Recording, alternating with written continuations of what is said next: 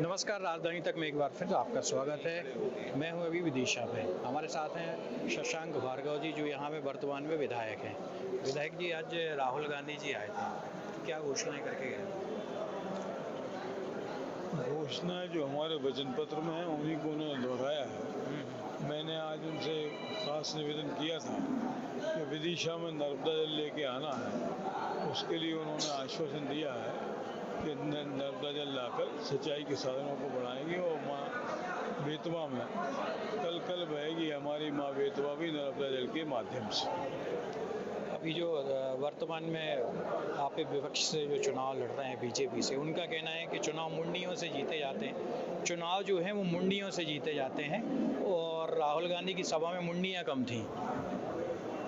वो तो अभी शाम को आप फोटोग्राफी कर लेना जब शिवराज जी आएंगे और खुद ही असेस कर लेना कि मुंडियाँ किस में ज़्यादा थी।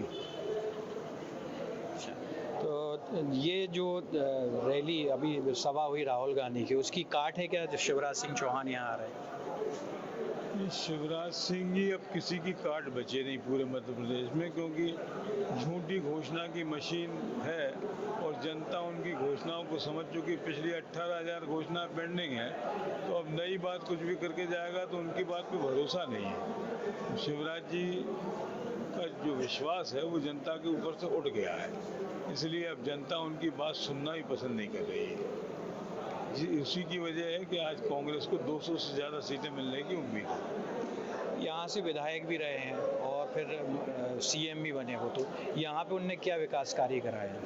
नहीं, यहाँ मेरे खिलाफ वो 2013 में चुनाव लड़ने आए थे और छल बल धन सत्ता के बल पे वो चुनाव मैनेज करके जीत गए थे, लेकिन 15-20 दिन रहने के बाद उन्होंने इस्तीफा दे दिया और वो फिर बुंदी से विधायक हो गए थे, इसलिए उन्हें यहाँ का विधायक अपन कैसे कह सकते हैं।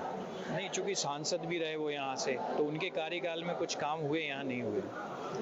18,000 घोषणा अभी तक पूरी नहीं हुई। ये उनका जो कार्यकाल है वो भ्रष्टाचार का कार्यकाल है। 50% भ्रष्टाचार कमीशन की सरकार है।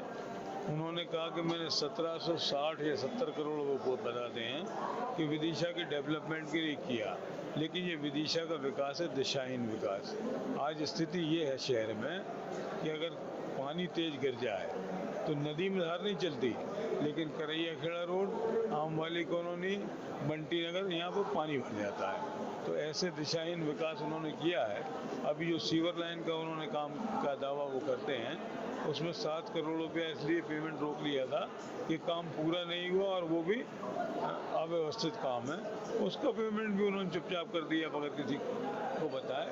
ये भ्रष्टाचारियों का काम है, इसलिए अब शिवराज जी की बात पे कोई भरोसा जनता को रहा नहीं। यहाँ से आप विधायक हैं वर्तमान में, अब यहाँ पे अगर जनता परेशान है तो वो ये तो कहेगी चूंकि आपको विधायक बना, तो क्या कारण है कि आप यहाँ काम नहीं करा पाए उस तरीके से? जो भी योजनाएं आपने बोली लाई गई, लेकिन वो गलत लाई गई, तो आपने विरोध नहीं किया उसका? नहीं, मैं पुरानी योजनाओं की बात कर रहा हूँ। मेरे कार्यकाल में 1760 करोड़ रुपये नहीं मिला, वो उन्हीं के कार्यकाल में मिला और कल्याण सिंह जी के कार्यकाल में मिला जब मुकेश टंडन जी नगर पालिका अध्यक्ष थे। मेरे कार्यकाल में कोई पैसा इन्होंने का नहीं आया।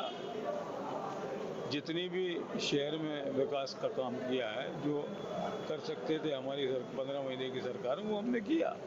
और ग्रामीण क्षेत्र में जो काम किया है वो बोलता है। 165 गाँव में डीपीए रखवाई, 21 स्मार्ट क्लास लगवाई हमने बच्चों की पढ़ाई के लिए, तमाम 18 रोड हमने सेंक्शन कराए जो आज बन रहे हैं। 2 पहले हमारी सरकार में बड़े बड़े रोड 20-20 किलोमीटर के सेंक्शन कराए, वो कंप्लीट हो चुके हैं। तो इन्होंने कभी कोई विकास नहीं किया, सिर्फ इस बात का विचार किया कि कैसे हम बजट लेके आएँ और किस तरह से उसमें भ्रष्टाचार करें।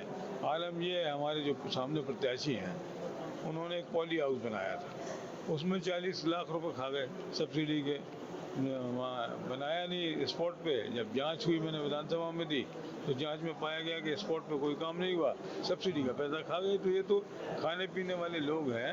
और आप जानते हैं कि मेरे यहाँ खुद के यहाँ उन्होंने हमला किया 2-3 साल पहले, आज तक FIR नहीं हुई। मेरे पास से गोली निकल गई। उन्होंने तो उसी समय उपचुनाव का मन बना लिया था कि उपचुनाव हो जाए। तमाम गाड़ियों के कांच फोड़े, ऑफिस के कांच फोड़े, ऑफिस के दरवाजे तोड़े, तो ये गुंडागर्दी कब तक चलेगी?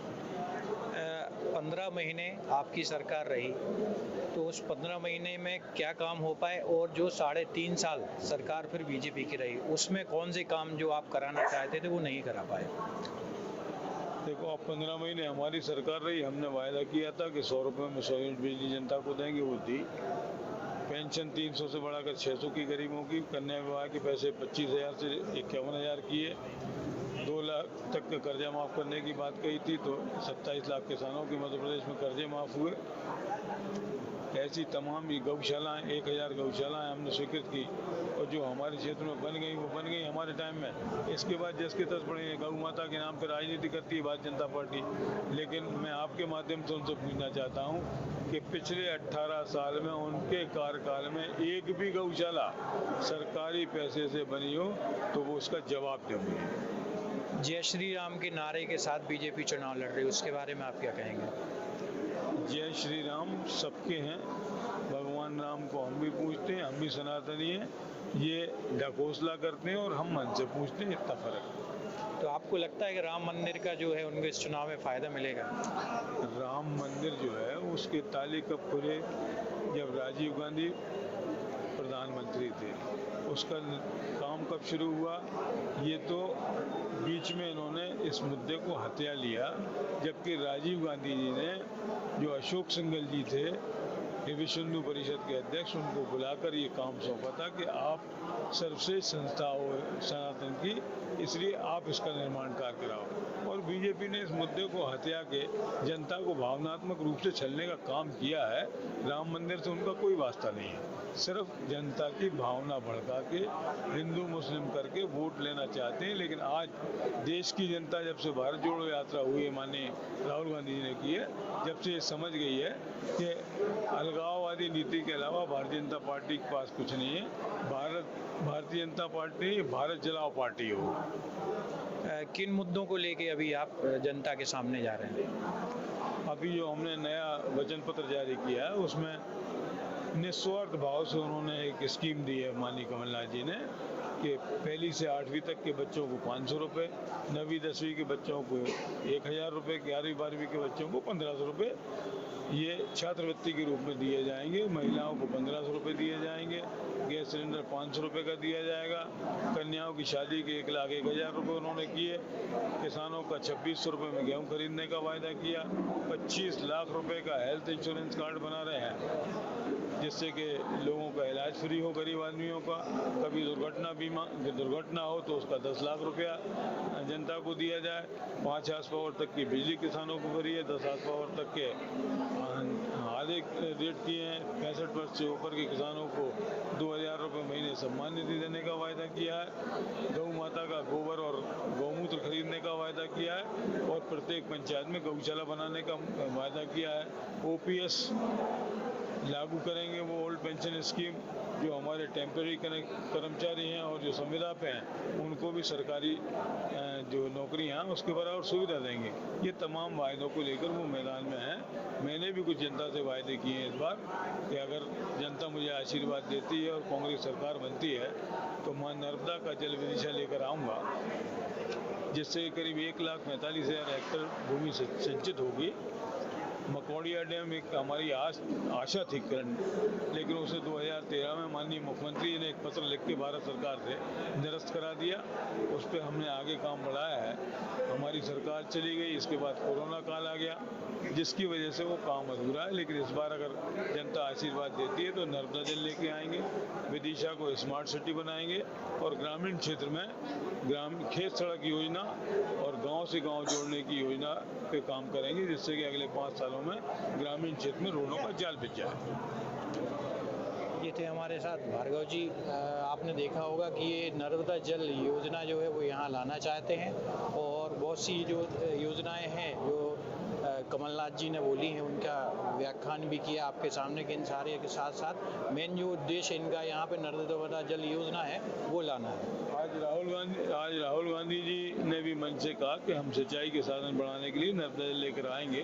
मैं उनका बहुत बहुत आभारी हूँ, धन्यवाद देता हूँ विदिशा की जनता की ओर से कि शीर्ष नेतृत्व ने जनता के सामने इस बात का वायदा कर लिया है कि नर्मदा जल लाकर सिंचाई के साधन विदिशा विधानसभा में बढ़ाएंगे।